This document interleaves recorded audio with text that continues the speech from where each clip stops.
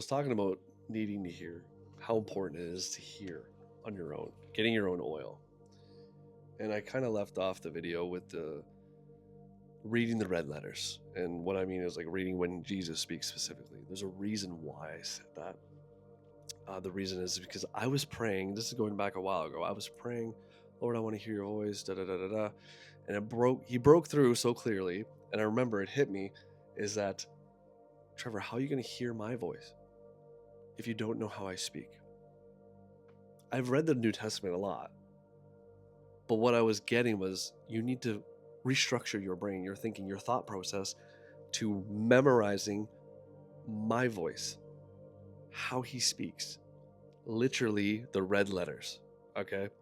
So that's what I did. I just read red letters, skip to the next part, read more red letters, very much so fine tuning how his rhythm sounds when he speaks. Like when we read him, it pops out to us because it's the Lord. So it's familiarizing your brain structure, you're tuning into that and making sure you're aligned with that in your thoughts, because you'll have other thoughts that come in, right? You as a sheep will recognize them. So that's I would say that's step one, but it's kind of a step you always do. Like you're always reading the word. You're never like just hearing here and there. No, like you're staying in the word. If you're called to do such and such, you're in the word because you need to. And you cannot afford to hear something else and believe it's God when it's not God. Okay.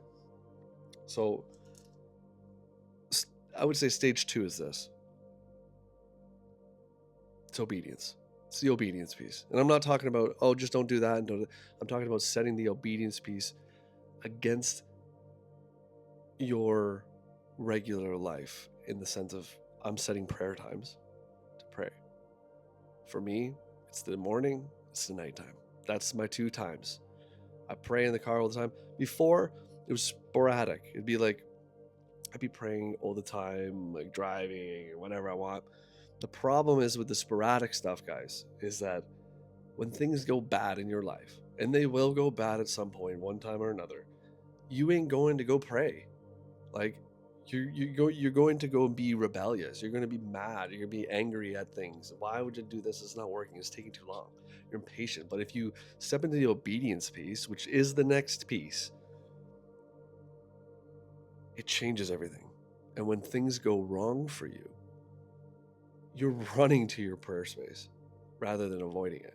Well, that was me anyways. I would avoid it if something bad was going on. But now I run to it because I know that's where things change. That's where my whole life's changed. Okay? Third piece is positioning. And this is the piece I think you'll be working on this piece for the rest of your life. The positioning piece. It's when you're coming into your prayer space, understanding you're coming into a throne. You're coming towards a throne, right? Bursting into prayer, angry, sad, anxious, all these things. What are they going to be before a king? He's gracious and loving, but you want to be able to hear. In order to hear, you have to humble yourself, whatever you're going through, to receive. This has been an ongoing thing for me where it's like I continually have to walk in this because there's a lot of things going on that I want answers for, but I have to lay them down, not halfly, not with blemish, fully. Like I lay down my family, I lay down this, I lay down this, and sitting there, waiting. How I hear is it's from within. I don't hear audible noises. Though I've experienced audible things and I've experienced visual things, how I receive is from within. So this is why I'm hard pressed on the red letters, hard pressed on reading anywhere in the Old Testament where the Lord's speaking. This is him, okay? It's the same thing through and through. So if you're looking for a place to start, it's going to be there.